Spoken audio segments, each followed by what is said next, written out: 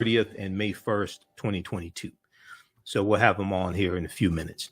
All right, we're broadcasting on our Facebook fan page, The African History Network, The African History Network, and our YouTube channel, Michael Imhotep, Imhotep. So you can watch us there also. And we're broadcasting on 9:10 a.m. Superstation WFDF here in Detroit as well, and on 9:10 a.m.'s Facebook page. So welcome to the African History Network show right here on 9:10 a.m. the Superstation, Future Radio. I'm your host, Brother Michael Imhotep. It is Monday, April 18th, 2022, and we are live. Calling numbers 313-778-7600. 313-778-7600 is the call-in number if you have a question or comment. And our guest today is going to be Professor James Small. He's a Grandmaster Scholar, warrior, historian, former professor at City College in New York. So we're going to have him on here in a few minutes. And he's going to talk about the One Africa Power and Unity Conference that's taking place in Detroit, April 30th, 2022 through May 1st. Okay.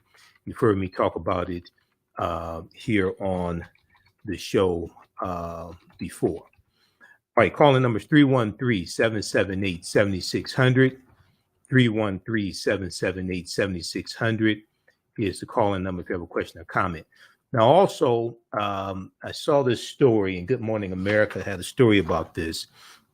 Colin Kaepernick says he's ready to play backup quarterback if need be to get back in the NFL. We know Colin Kaepernick has been working out, last I heard, 5 days a week or something like that, since he was unofficially banned from the NFL and after taking a knee and leading a social protest movement.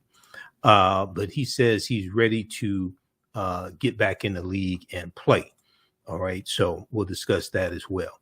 All right. Now, on the African History Network show, we focus on educating, empowering, and inspiring people of African descent throughout the diaspora and around the world, because right knowledge corrects wrong behavior. What you do for yourself, what you do to yourself, and what you allow other people to do to you and get away with is based upon what you think about yourself. What you think about yourself is based upon what you have been taught about yourself. What you've been taught about yourself is based upon everything you've read, heard, and seen about yourself. So when you control the radius of a man or woman's thoughts, you can control the circumference of his or her actions, because the mind can't do or teach what it doesn't know. Now, we deal with a number of different topics here on the African History Network show. We deal with current events, history, politics, education, economic empowerment, love, sex, health issues, and much, much more. Sign up for our email newsletter. Text the word Kemet, K-E-M-E-T, to 22828. Text the word Kemet, K-E-M-E-T, to 22828 to sign up for our email newsletter as well. Okay. All right. So we're going to have Professor James Small here in a minute. Shakita, check your email. Now, also on today's show, we're going to talk some about Passover and Easter. And Professor Small has an excellent lecture, Christianity, Judaism, and Islam, Fragments of African Spirituality, where he talks about the history of Easter, but he also talks about Passover, and he talks about as I talked about yesterday. So the radio station was shut down for Easter. Okay, radio station was shut down for the holiday for Easter, but I still went on and broadcasted on my platforms and on blog, and we uploaded that we'll have that up on Blog Talk Radio as well. So it's on our social media platforms. So yesterday I dealt with Easter origins, pagan traditions, and the Exodus and Black people. And we did almost 2 hours yesterday. So if you missed that presentation, if you missed that show that I did, visit our website, follow us on Facebook, The African History Network on Facebook, and our YouTube channel, Michael Imhotep, IMHOTEP, and we have it there. And it was fantastic. People really learned a lot. But one of the things I talked about is I referenced. Let me know when we have Professor Small on the line. I referenced Professor Small's lecture, where he deals with how when you talk about the Passover and this whole misunderstanding dealing with Egypt and the Exodus, all this stuff. But you're talking about the murder of African children, okay, dealing with the Passover as well. So we're going to discuss that. And we know that Godfather of Harlem has been renewed for a third season, okay? Godfather of Harlem has been renewed for a third season, and he's a historical consultant on Godfather of Harlem. So we're going to discuss that a little bit as well, okay? Now, if we give you a little background information on Professor James Small, for those that are not familiar, all right, and I'm going to bring up this picture here as well. Okay, let's get that up. Okay, because we're going to have him on the phone line in just a minute. Okay, so Professor James Small is a scholar activist, dynamic speaker, organizational consultant.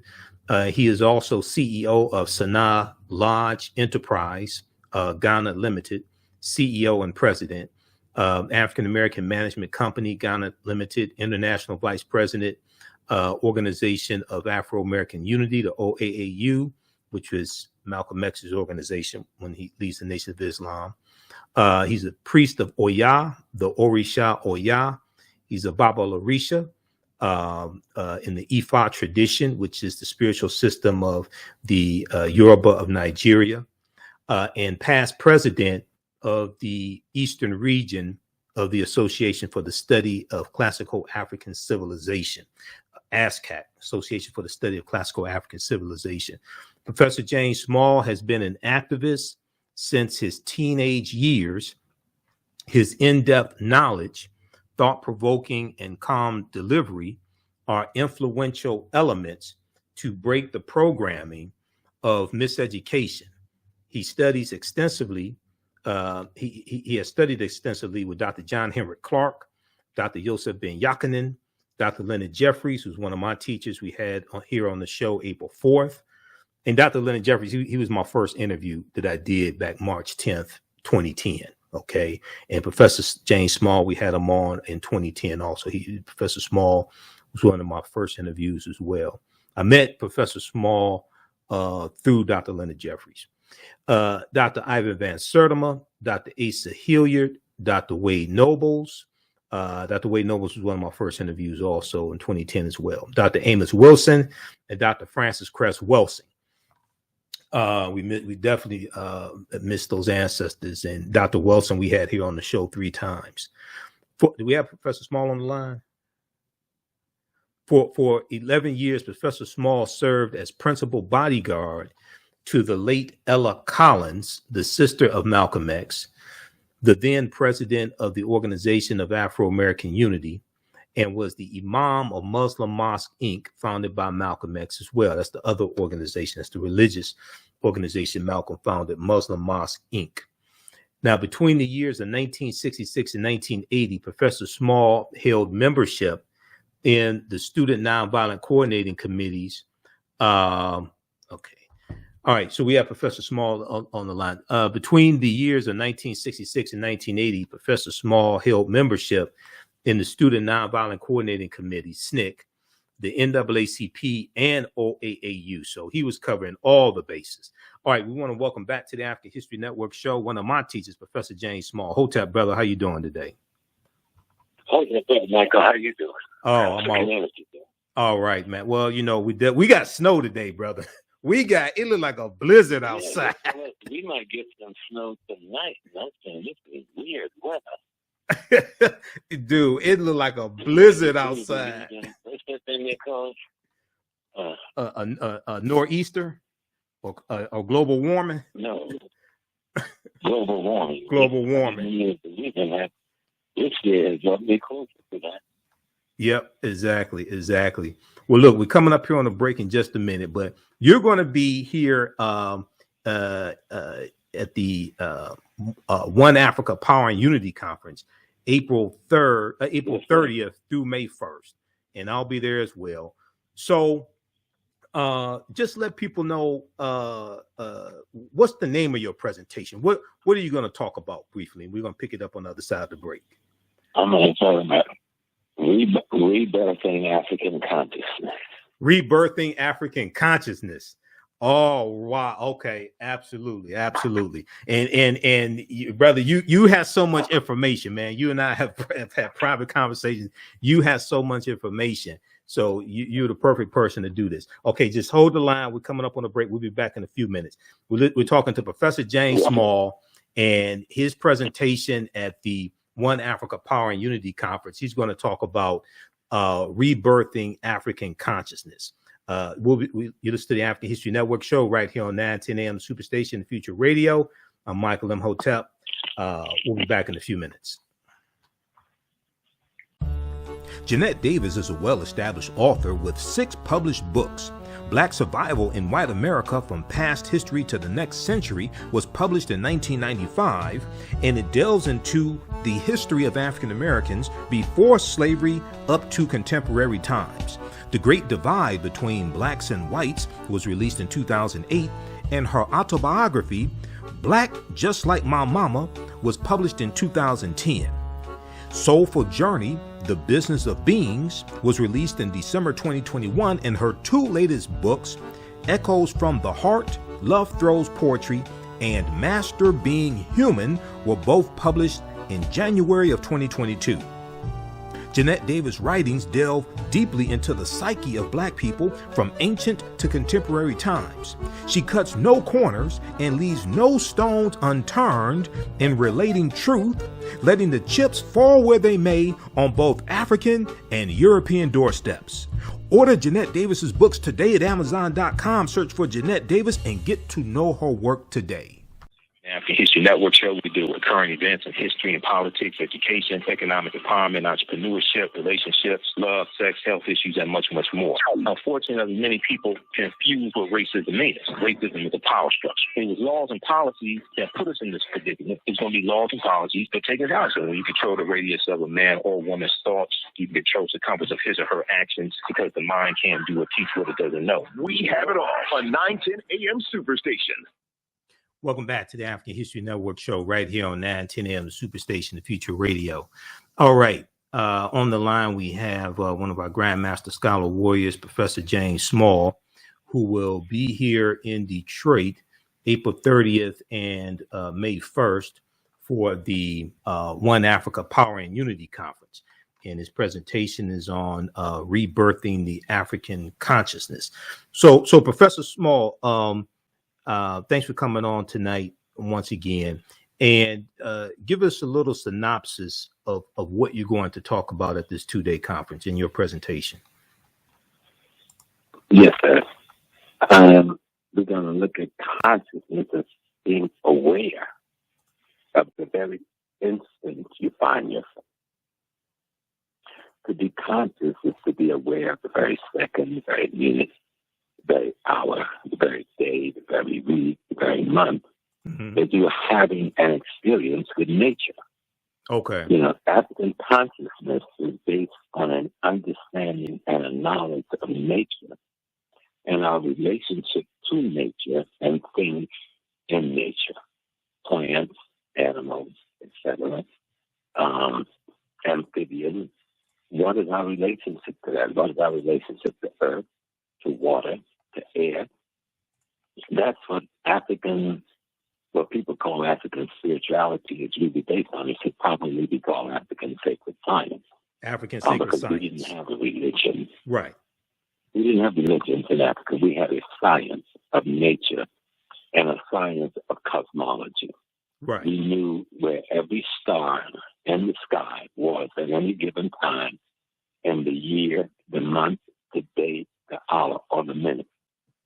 And we knew how it aligned, and we knew how that affected the human beings on Earth at that particular instance, how to affect the plants, the animals on Earth in that instance, and our understanding through astronomy and astrology, and of course, knowledge of cosmology and its interrelationship with ecology, and then the human being's role in all of that. That is what we call African sacred science, which people call African religion, but Africans didn't have a religion. We didn't even have temples. Even in Egypt, Kemet, we didn't have temples or places of worship as such. Mm-hmm. Those places, we call them temples. Those were universities. Those were places where people were taught the sacred science. So they could come and live it and teach the masses in the community how to live in accordance with nature and things in nature. So that's how you knew what herb healed you or what herb helped you. Right. That's how you knew what bush was good to eat and what animal you could eat and you couldn't, what fish you could eat and you couldn't, what day to eat them and what time of year you couldn't eat them. That was all a science, and we understood. And because we were in a rhythm, a harmony with nature, we stayed fundamentally healthy. Right. And we understood that there's no such thing as death. How could anything die? We're matter and energy. All the laws of physics that we know in today's world already explained to us. Neither matter nor energy can be destroyed when you're transformed. The Africans been saying that from the beginning of time, and people were laughing at us. What the Western world calls science is what they've stolen from African sacred science. Now, let me say that again. Right. What the Western world calls science is what they stole from African sacred science, or what you call African spirituality. So but spirituality don't describe the totality of the sacred science. I think sacred science is a better label for it.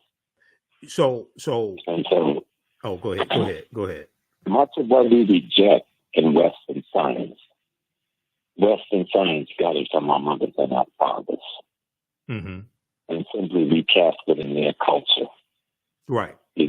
Right. So when we began to learn again, take for instance, and I'll be telling them, as a woman, we said God is the creator, right? People, and if you're Muslim, you say Allah is the creator.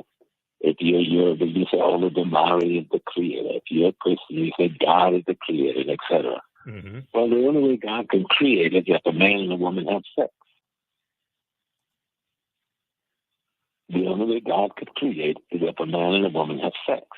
And if there's sperm in that egg, find unity. And that woman then goes through the 10-month gestation and bring that new life form into the world. So the man and the woman, when they have sex, intercourse, and they produce a child, and the woman goes through the 9 months of pregnancy and the 10 months of gestation, then that is God having that experience. So the man and the woman is that aspect of God that creates. Right. So we're God having a human experience, as you said before, as you said numerous times before. Right. We're God having a human experience. God is the totality of everything, and we are a part of that totality in a very functional and intricate way. Right. That there could be no God without us. We're part of God. And each of us have our peculiar role. And that's what I said, each God having a human experience.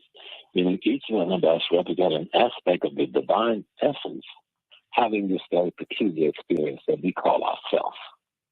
And when we are conscious of that, and we are conscious of nature as a living organism, and conscious of the cosmology, and conscious like the people in the airway land of Ghana says, so big Lisa, that what we call God is the totality of creation itself. Right. And that's what I'm going to be discussing and tying it in with how you organize economic politics and culture, how you get control of land, labor, and resources, and how you organize the individual character, the family character, the neighborhood character, and the community character to produce a national character. Wow. Which can't separate. Okay, so we're coming up here on a break in a few minutes, but so it's correct to say Africans had a sacred science, not religion. Africans had a sacred science, not religion. Because I know, Right. Yeah. 'Cause I know historically we didn't have a religion. We had African spirituality, but it's really African sacred science. Okay. Now, when you we didn't need a religion because we understood the functioning of all things and our relationship to the functioning of all things other than ourselves and the other things in nature's relationship to us. Okay. Okay. That's how we knew this plant can heal this thing. This herb can protect you this way. This bush can help you this way. Eat this fish this time of the year. Eat this fish that time of the year. Okay? Right. You're dealing with nature. Wear this type of material this time of the year. Wear this type this time of the year. Because there is a chemical relationship between us and everything else that exists. There is a mineral relationship between us and everything else that exists. Right. Right. There's an energy relationship between us. There's a water relationship between us. You know. Right. Exactly. And we have to understand how all of that communicates with one another. That's when you get into rebirthing African consciousness. Right. So we're coming up here on a break. I want to let people know once again about the conference, and then we're going to continue this discussion. So everybody, the One Africa Power and Unity Conference is taking place Saturday, April 30th, 2022 through Sunday, May 1st, 2022 at the DoubleTree Hotel, downtown Detroit. Professor James Small is going to be one of our brilliant scholars presenting. Professor James Small, Dr. Leonard Jeffries, who we had here on the show before, Dr. Jeffries' wife, Dr. Ralston Jeffries, Infadushi Jehutimas, who we're going to have here on the show sometime this week. Professor Kabahai Watha Kamene, one of my teachers, we're going to have him on the show this week as well. Dr. Maulana Karinga and others, Scheherazade Ali as well. They're going to be presenting. And the conference theme illustrates that all cultures and peoples are linked together either through ethnicity, language, arts, and culture. Presenters will unpack the historical connectivity and confluence of African people as they moved through the world. So you can visit our website, AfricanHistoryNetwork.com. We have the information there. You can purchase it. If you can't come in person, you can live stream it from around the world. So we have the information. We just posted the link here on the thread of the broadcast. Go ahead, Professor Small. Yes, sir. So when we understand African sacred science, or what you call spirituality, you can't separate it from your reality because it is your reality. The problem is we're not conscious about reality. We're caught up in somebody else's miseducated matrix. Right. Right, exactly, and not conscious of the time, and you have a lot of people who claim to be conscious, and they want to debate people and all this stuff, put other people down, things like this. Right, but they're caught up in a false reality exactly. that has been created by the European matrix of illusion. It's like a sleight of hand. You think you're in the real place, and you find you're standing on air. Right, and the minute you realize you're standing on air, your butt's going to crash. Right. Well, we've got to begin to understand that what is reality versus fantasy. And the white man has created a fantasy world that he controls through stimulations and emotions. Right? Right. So he gives you stimulus. Sex is the major stimulus. Drugs, different drugs are stimulus. Alcohol is a different stimulus. Certain visual things in terms of looking at beautiful clothing, looking at beautiful body shapes. These are all stimulus that are used to control your reality and make you think that you are conscious of reality when you're totally unconscious of reality. Wow. What you're dealing with is just illusions. Exactly. Exactly. Okay, look, we're coming up here on the break. When we come back from the break, I want to talk about the difference between spirituality versus religion. Okay, when we come back from the break, and then we want to talk about Passover. And what you were saying about Passover in your lecture, Christianity, Judaism, Islam, Fragments of African Spirituality. And we're going to talk a little bit about Godfather of Harlem Season 3 as well. Stand by, Professor Small. You listen to the African History Network show right here on 910 AM Superstation Future Radio. I'm Michael Imhotep. We'll be back in a few minutes. The work that I do is larger than the fashion industry. It's larger than the art world. and I believe that I was born to bring newness into this world. I'm Kaima McIntyre. I'm 24 years old, and I'm an artist. I create everything from paintings to jewelry design, metaphysical jewelry to be specific, and fashion design. The only reason why my prom dress went viral is because people needed it. Within a few days of going viral, Notori Naughton reached out to me and she's like, I saw your dress, can you make me a dress? I was equally as shocked to be asked by a celebrity to design their dress at the age of 17. That's just one person, and the list just continues to go on to Janet Jackson, to Tyra Banks. It really hits home. That means that the discussion is happening on the grounds in real time.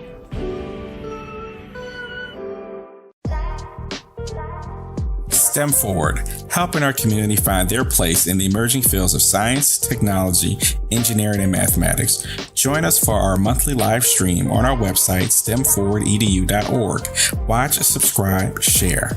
Also join our mailing list to stay up to date with STEM resources and opportunities. STEM Forward, the future is now. Watch, subscribe, share.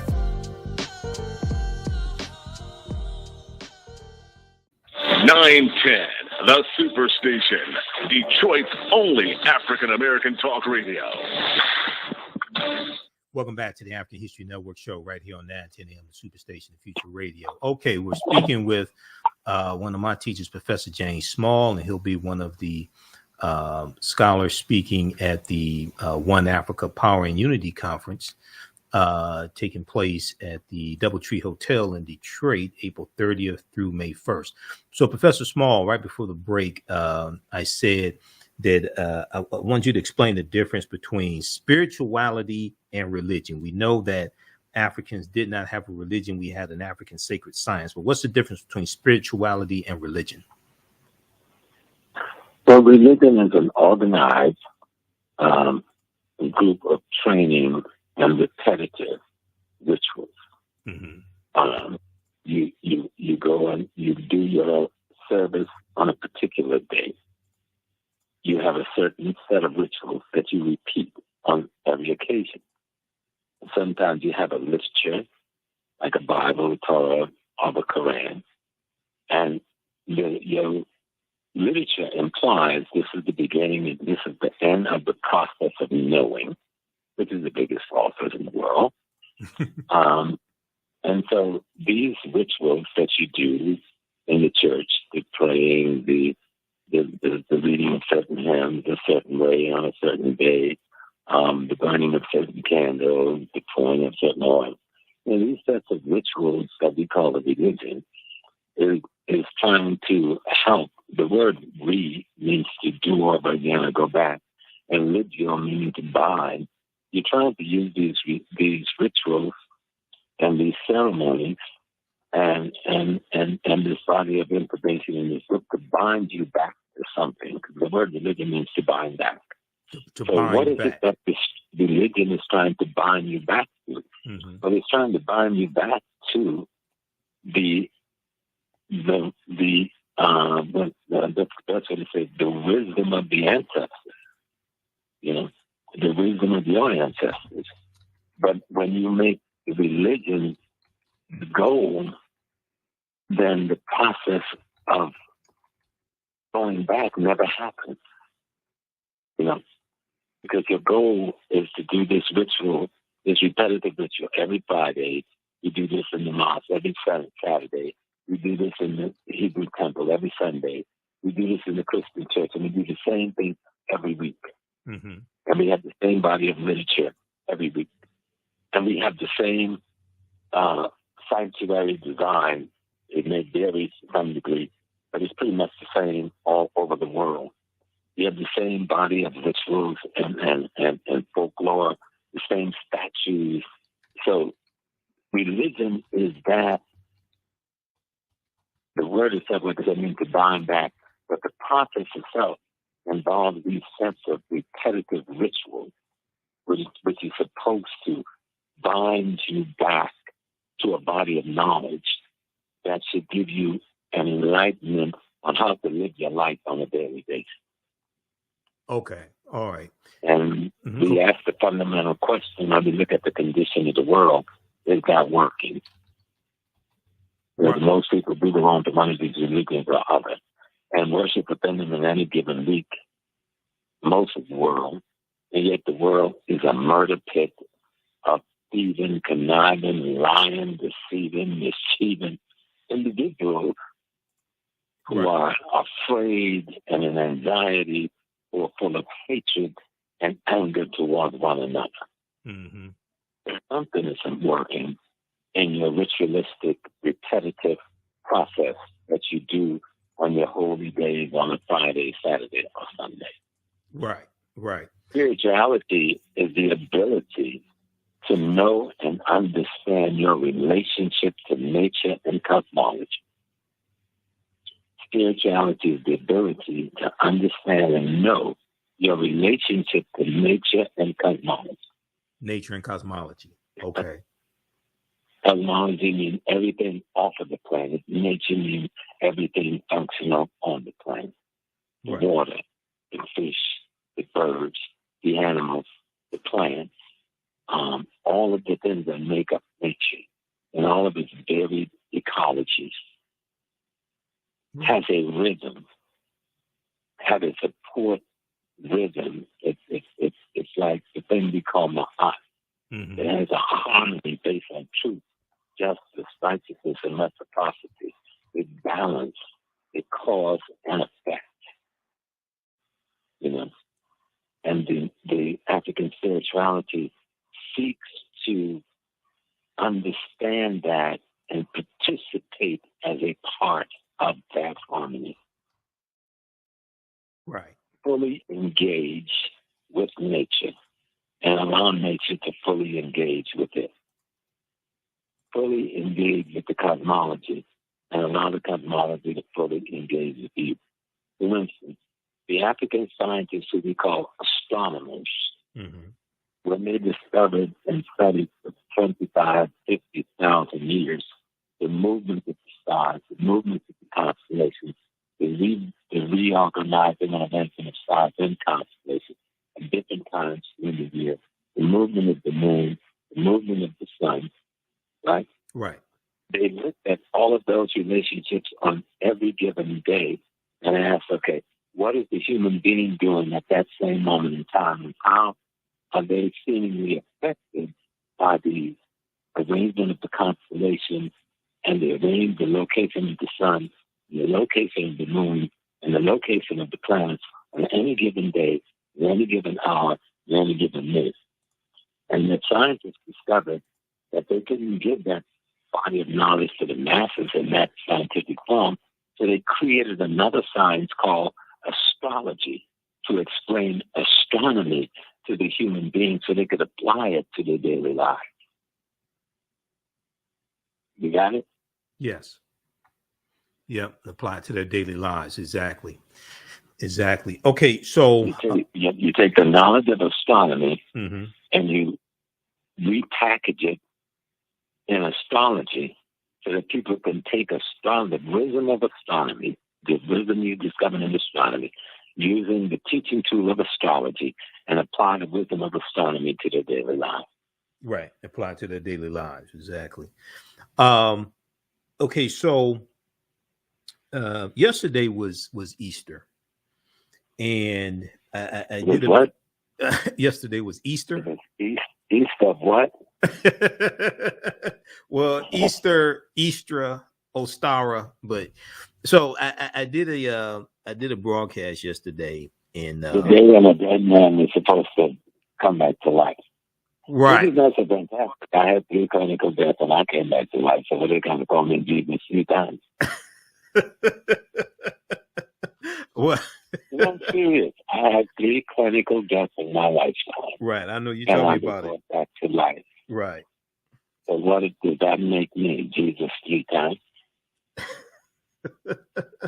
Well, we're dealing with a retelling of a very ancient story. Now, just my disclaimer here, just a second, rather small. What we may say may go outside the circumference of some people's awareness. Just because you never heard it, just because you never heard it before, disagree with it, or don't like it, does not mean it's not true. It just means you have to do some research to understand what we're talking about. The story of Jesus is a beautiful story, right? But it's not a story of the life of a human being. It's the story of the sun in the 365-day journey around the earth. Yes. If you ever watched The Last Supper, right? Yes. If you're looking at the picture painted by Da Vinci, who painted that? Leonardo da Vinci? Da Vinci, yes. He painted the picture of the Last Supper. Jesus is sitting at a table, and around his head is a light, because his brain is the sun. His brain is rock. So it emanates this light, which they call a halo, but don't explain to people what a halo is. Okay? Right. And around the table is 12 other people. But the 12 people are broken into a group of 4, made up of 3 persons per group. Well, and only those 3 persons in each of the group are talking to one another. Look at the picture. Four groups of 3, so right? What you're looking at. 4 groups of 3 people. 4 groups of 3 people. Of 3. Right. Right. So what you're looking at is Jesus being presented as an anthropomorphic representation of the sun, and the 12 disciples represent the 12 months and the 4 seasons, evolving around the sun. Right. Right. I mean, you're saying that to tell the people so that they could look at it. Each of the 12 people are grouped in 4 groups of 3s, and only those 3 is talking to one another. That represents the 4 seasons. Right. It is 12 of them, so that represents the 12 months. Right. They're evolving around the sun. It is a solar drama being explained to the ignorant masses of that day in an anthropomorphic representation, pictorial form, because that's how people learn them, because they didn't have schools and books and stuff. Right. Exactly. You got it? Oh, no. So a painting in Europe after the AD is the same thing as the hieroglyphic depictions you see in Egypt, in the tombs. They were using human beings, and that's called anthropomorphism, to represent concepts, ideas, and principles that they wanted the masses to grasp. Exactly. Okay, Professor Small, hold it right there. We're coming up on a break. When we come back, I want to talk about Passover and the Exodus.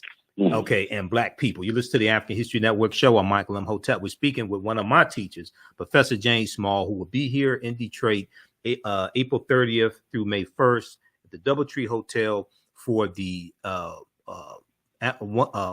One Africa Power and Unity Conference. We'll be back in a few minutes.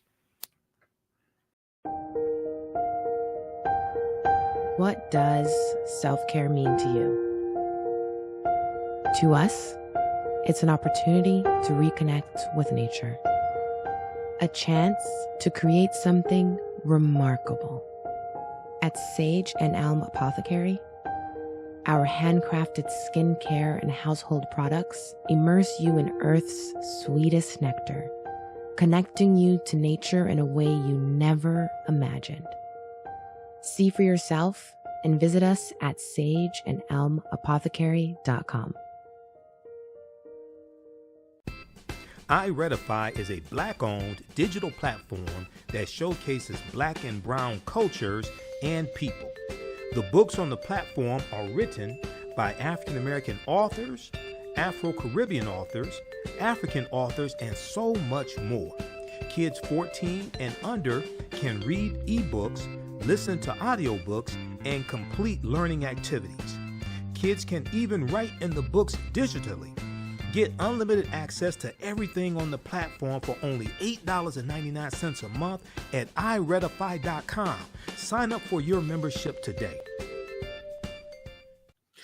Welcome back to the African History Network show right here on 910 AM Superstation, the Future Radio. Okay, we're speaking with Professor James Small. Now, Professor Small, so I know before in your lecture, Christianity, Islam, Judaism, Fragments of African Spirituality, you talked about the Passover, and you talk about how it's really dealing with killing African children. Okay, and I want to tie that to the Exodus as well. But go ahead. Right. Do you remember Passover? Passover occurs leading up to the supposed Exodus. Mm-hmm. Now, it must be stated there's nothing in the history of Kemet, the society that's kept the best kept history in the history of the world, but they don't put one thing in there about a Passover. Mm-hmm. They don't have one thing in there about Kemet, in the history about Kemet. They have nothing in the history about Jews, and nothing in the history about the Jews ever being enslaved. But Right. let's take the story, which I think is a fantasy story. Mm-hmm. Not just a fantasy, but a metaphorical fantasy for the purpose of teaching a group of people concept, ideas, and principles, because that's what we're talking about here. Mm-hmm. And so if you talk about Passover, and it said that when Passover occurred, that God came, that the Israelites put blood over their door, so God passed over their house, Right. and killed the firstborn of the house of the Egyptians. So what happened on that night is the murder of black male children, Right. the firstborn male of the black community across the country. It's called genocide today. Mm-hmm.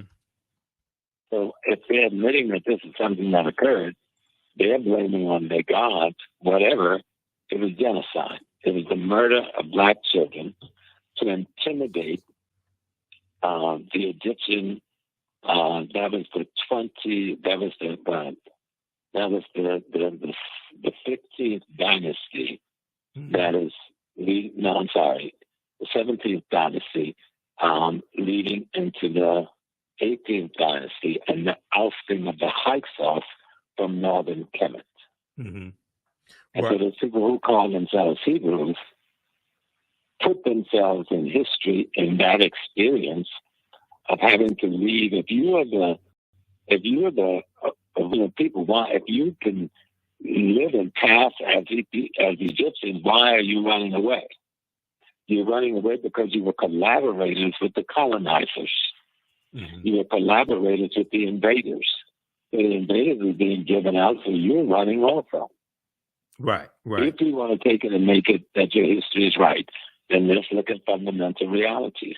Why are you running? You are the oppressed. You should be glad to see the Hyksos get kicked out. You should thank God, my brothers and sisters who came from the south to rescue me, that you've come. But no, you ran away to the east. Mm-hmm. And in running, you created a scenario where the firstborn male in every Egyptian house was murdered by your God. But I know that if that really happened, it was murdered by your assassins. Mm-hmm. Called genocide. Right. So when we watch these people saying they're celebrating Passover and they're celebrating something sacred, they're celebrating the murder of the firstborn male of every Egyptian household. African boys. Glorify that. African children. Yep. Okay, so very quickly. Now let's go ahead. And go next. If you go to Leviticus or the next book, whatever the book is after genocide, when they go into the land of Canaan, they said that God told them to kill every man, woman, and children in every Canaanite town. Mm-hmm. And any woman, you can save the women who were virgins and make them yours. But any woman that had known a man, murder her too. Right. Murder the chickens and the dogs. That's in the Bible, people. Right. That's in your Bible. Right. Okay. Very quickly, because we got 3 minutes left in the show. You want to claim that legacy? Go ahead. Claim it. Very quickly. We're going to bring you back Sunday night when we have 2 hours also, brother. But very quickly. So on yesterday when I did my broadcast, one of my sources that I cited was this article from history.com, the official website of the History Channel, called Passover. And after they go through and explain what Passover is from the religious perspective, then they have a section that says questions of historical accuracy. It says, for centuries, scholars have been debating the details and historical merit of the events commemorated during the Passover. Despite numerous attempts, historians and archaeologists have failed to corroborate the tale of the Jews' enslavement in and mass exodus from Egypt. Although the ancient Egyptians kept their records. Go ahead. Give credence to any of that. It's all fantasy. Right. Although it's the ancient Egyptians. Go ahead. Go ahead. Listen to me. It's allegorical and metaphorical fantasy for the purpose of giving an identity to a bunch of traitors and collaborators against their own people. Right. So it goes on. It goes on. Is that clear enough? Oh, absolutely. Listen to the whole thing now, because you got to understand. Yep. Somebody had invaded Kemet called the Hyksos. And they made a second invasion.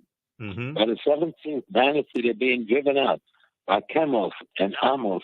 And then their father, and that's the brother named Akhenaten's father, would drive them out. That's Amenhotep III. Amenhotep III. Yeah. Yeah. Amenhotep. And so if they want to cast themselves in that historical experience, then they got to cast themselves as traitors and collaborators that committed genocide against their own people. Okay.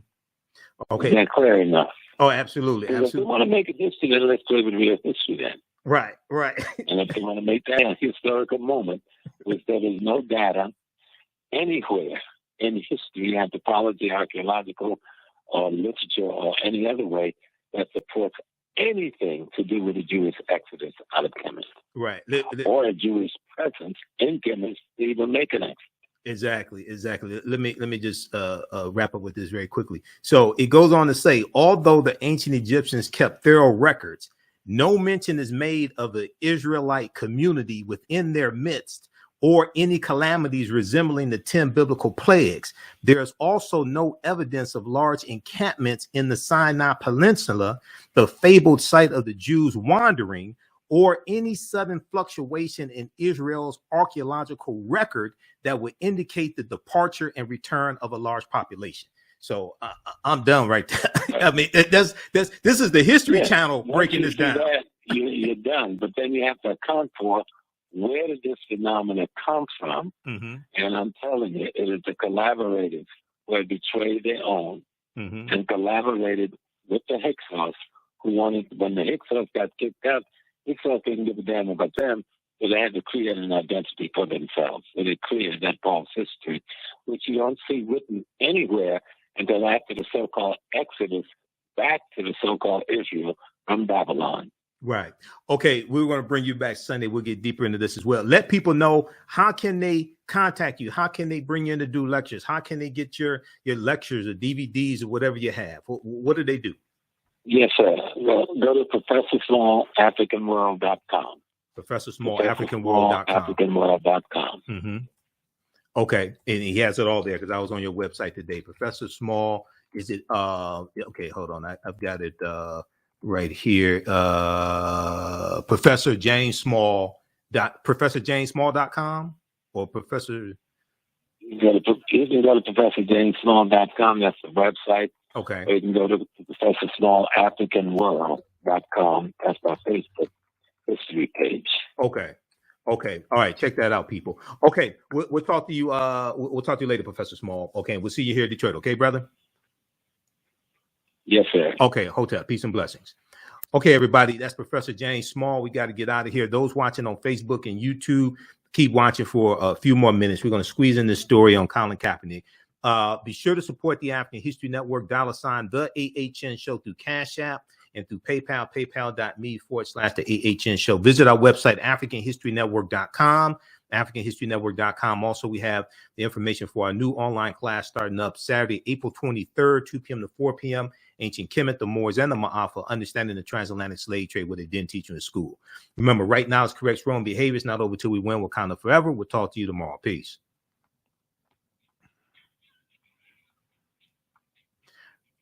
All right, stand by. All right, stand by, everybody. Okay. So visit our website, AfricanHistoryNetwork.com. So we have a new 10-week online class starting up, a new session of it. Class number 1 starts Saturday, April 23rd, 2022. Ancient Kemet, the Moors, and the Ma'afa, understanding the transatlantic slave trade, what they didn't teach you in school. The class is regularly $130. It's on sale $80. As soon as you register, we have bonus content. As soon as you register, there's bonus content that you can start watching also. And you have a couple of the classes from the previous session archived so you can watch it. All right.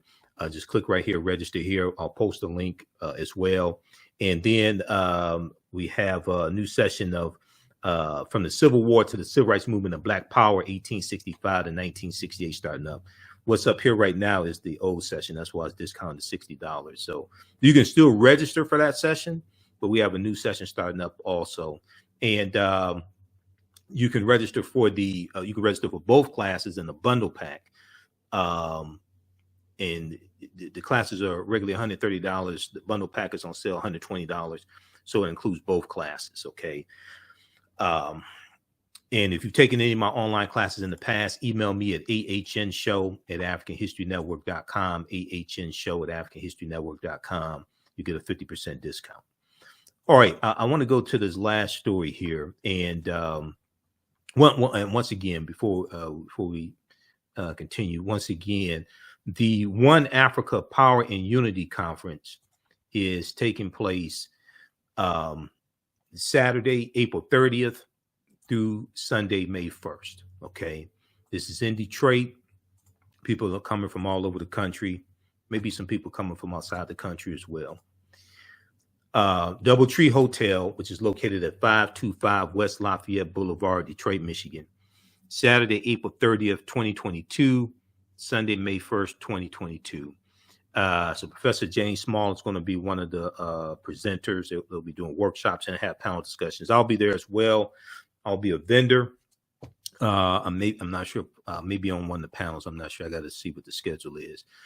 But we're going to have people on the show all week who are going to be speaking there. And on our Sunday show, we're going to have Dr. Linda Jeffries back and Professor James Small. We're going to try to get Professor Kaba Hiawatha Kamene back on. We should have Professor Kaba. I think we have him on the show tomorrow night, Tuesday night also. But we're going to have all three of them on Sunday. And then we'll have Taki Grant, director of the film Hapi, the role of African culture and development of civilization. And we'll have Sister Felicia on as well.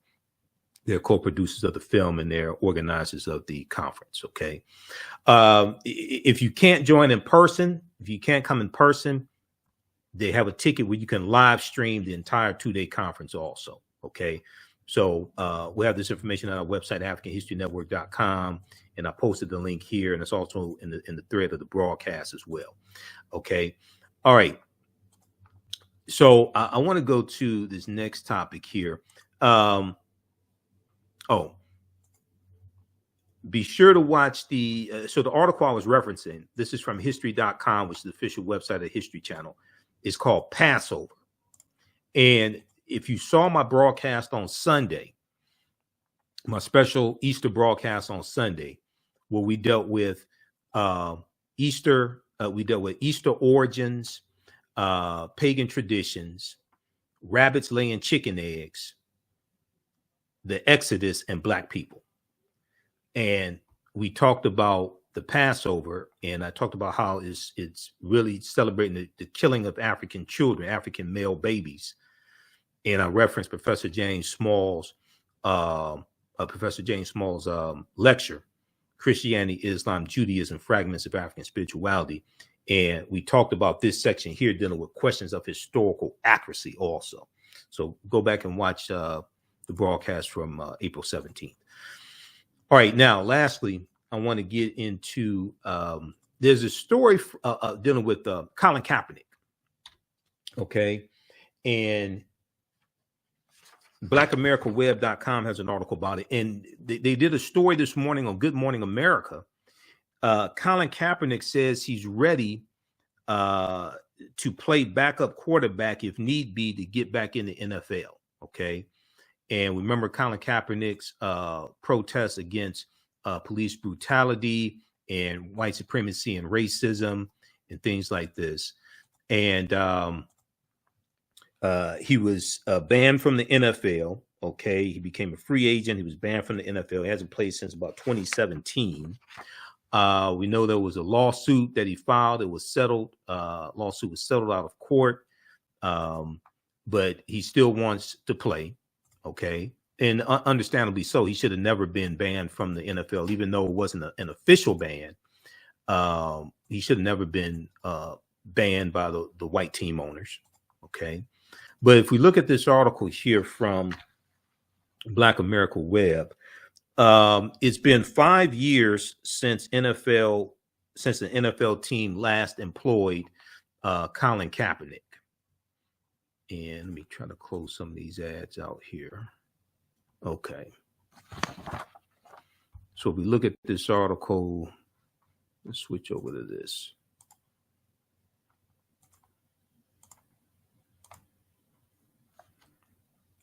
Colin Kaepernick says he's ready to play backup quarterback if need be to get back in the NFL.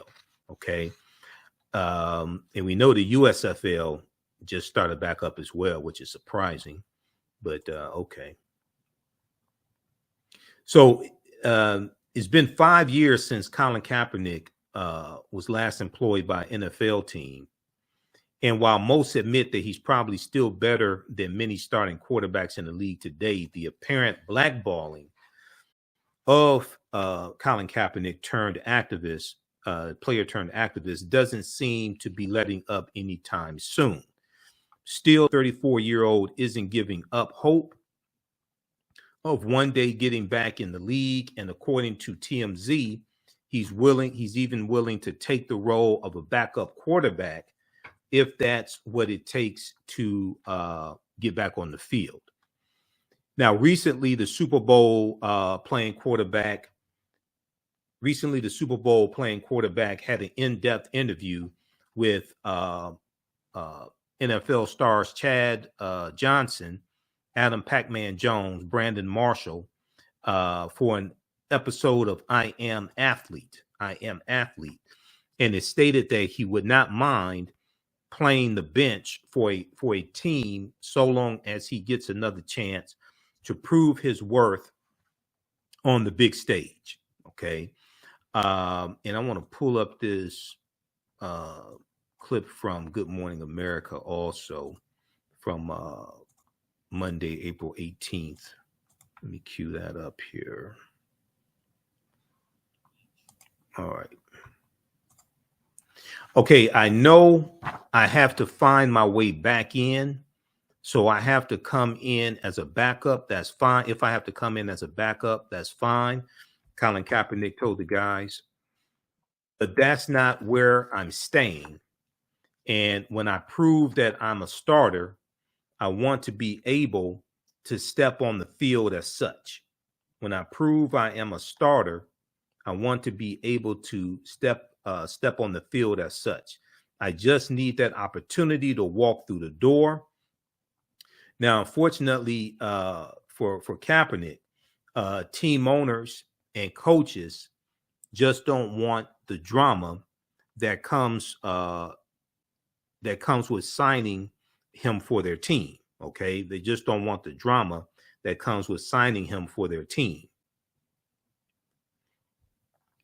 Outside of him being labeled a distraction, teams fear the backlash that'll come from the Donald Trump supporters, MAGA country, and the Blue Lives Matter activists who were silent when domestic terrorists were beating up police officers during the January 6, 2021 insurrection.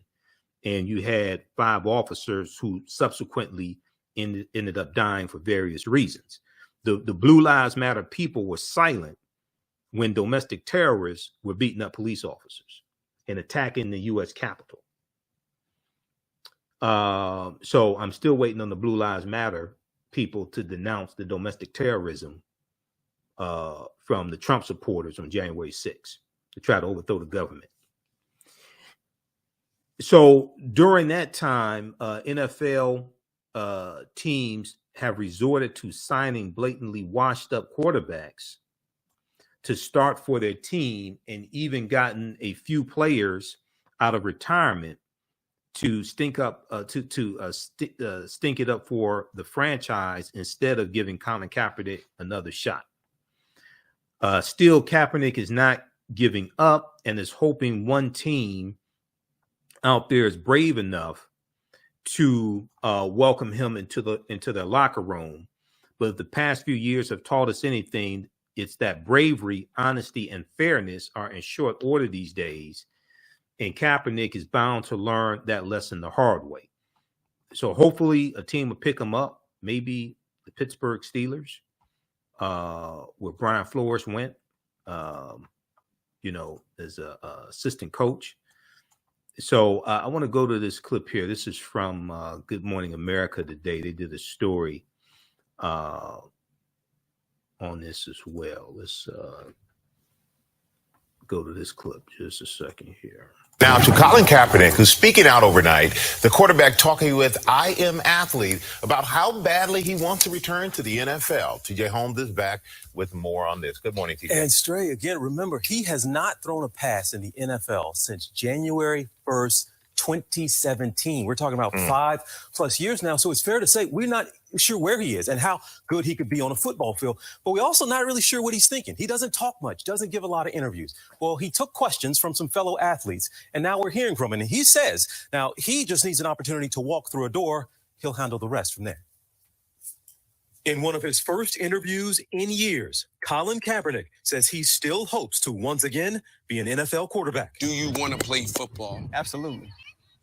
I mean, that's without question. This candid session takes place after the free agent quarterback had a training session with former NFL stars Chad Ochocinco and Brandon Marshall. What you saw out here, that's 5 years of training behind the scenes to make sure I'm ready and stay ready at the highest level.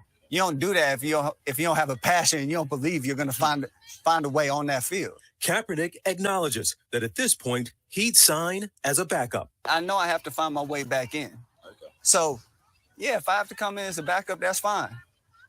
But that's not where I'm staying. Kaepernick did secure one 2017 meeting with the Seattle Seahawks, but he's heard nothing in the 5 years since. He's even reached out to each team and participated in numerous public exhibitions. In his pursuit of a comeback, Kaepernick trained with Seattle wide receiver Aaron Fuller, through with current NFL players, even passing for scouts at the University of Michigan. Let me come in, compete, show you what I can do.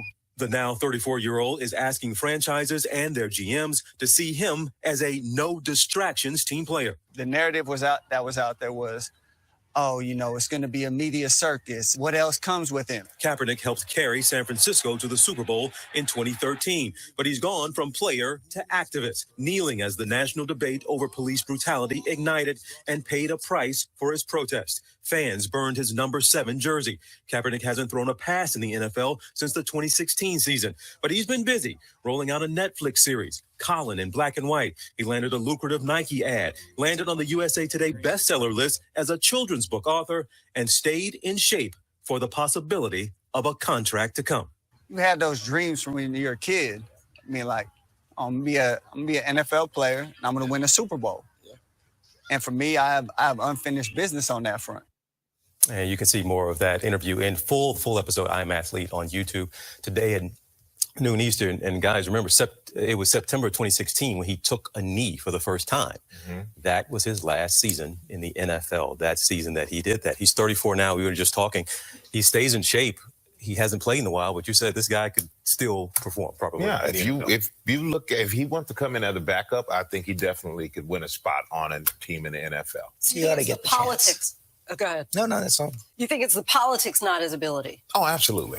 Oh, no doubt. I think that's pretty obvious. Okay. Thank you, TJ. Yeah, guys. All right. So that was from Good Morning America today. And hopefully Colin Kaepernick can come back into the league. Maybe the Pittsburgh Steelers. I don't think the Detroit Lions will take him, but maybe the Pittsburgh Steelers will pick him up, and he deserves to be back in the league. He's better than a lot of these quarterbacks they've been signing also. So we'll keep you abreast of what's going on. But check out the article also from blackamericaweb.com.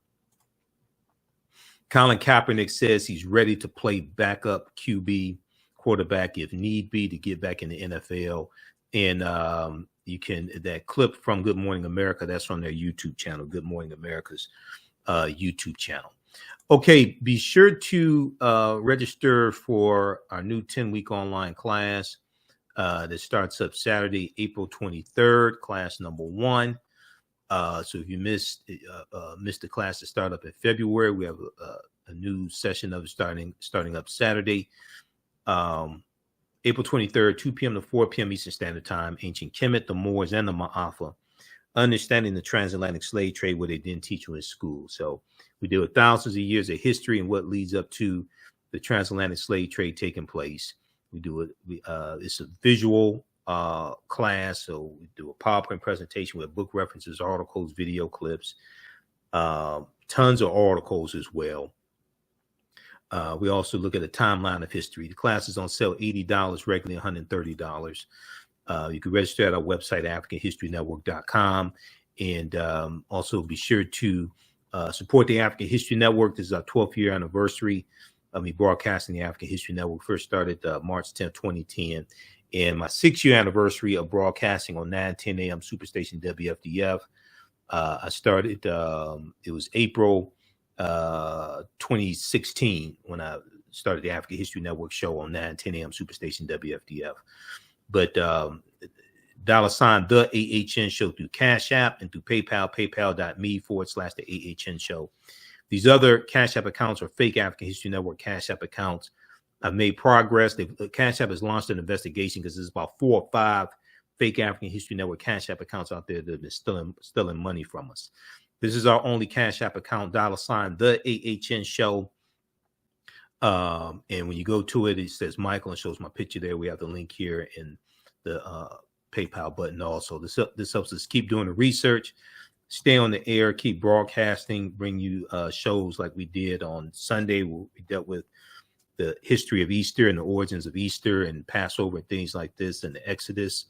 The interview I did with Dr. Leonard Jeffries back on April 4th, the interview we just did with Professor James Small as well, because even though I'm on 9:10 a.m. WFDF, they don't pay me to do radio. So we have to find other ways to support this and support the research. Okay, look, we have to get out of here. Remember, at the African History Network, we focus on educating, empowering, and inspiring people of African descent throughout the diaspora and around the world. Because right now, it's correct wrong behavior. It's not over till we win. Wakanda forever. We'll talk to you tomorrow. Peace. Jeanette Davis is a well-established author with 6 published books. Black Survival in White America from Past History to the Next Century was published in 1995, and it delves into the history of African Americans before slavery up to contemporary times. The Great Divide Between Blacks and Whites was released in 2008, and her autobiography, Black Just Like My Mama, was published in 2010. Soulful Journey, The Business of Beings, was released in December 2021, and her 2 latest books, Echoes from the Heart, Love Throws Poetry, and Master Being Human, were both published in January of 2022.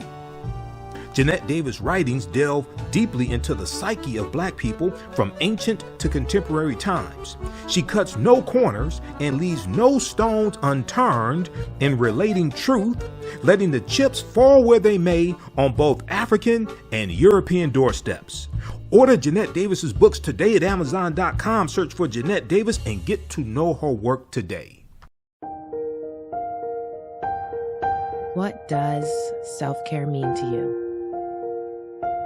To us, it's an opportunity to reconnect with nature. A chance to create something remarkable. At Sage and Elm Apothecary, our handcrafted skincare and household products immerse you in Earth's sweetest nectar, connecting you to nature in a way you never imagined. See for yourself and visit us at sageandelmapothecary.com. STEM Forward, helping our community find their place in the emerging fields of science, technology, engineering, and mathematics. Join us for our monthly live stream on our website, stemforwardedu.org. Watch, subscribe, share. Also join our mailing list to stay up to date with STEM resources and opportunities. STEM Forward, the future is now. Watch, subscribe, share.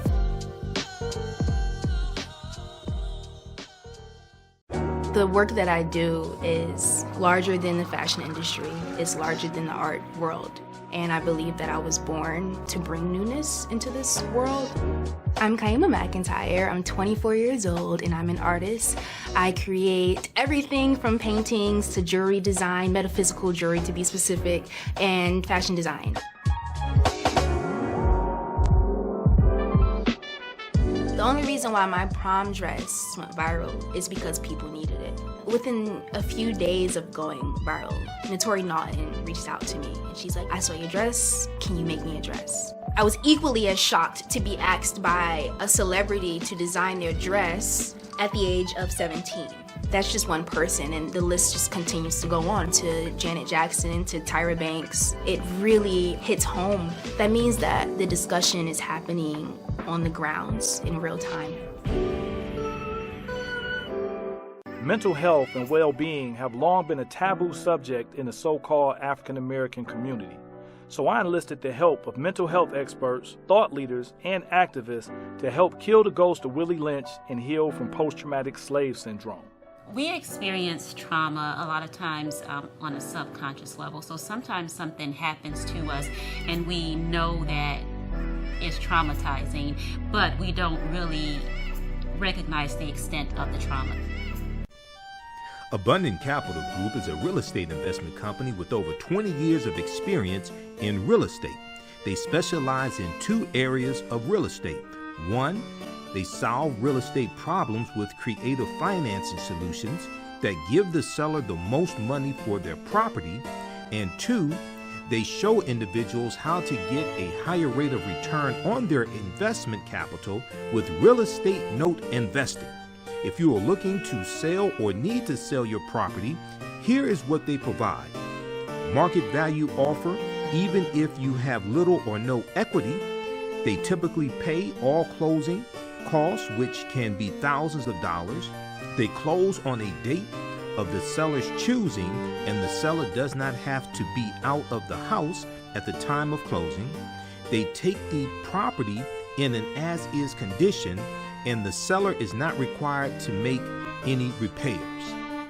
Give them a call or email them today for a free consultation and see how they can help you with your real estate needs. Call them at 973-475-8488. That's 973-475-8488. Visit their website, abundantcapitalgroup.com. That's abundantcapitalgroup.com. And email them at acg@abundantcapitalgroup.com.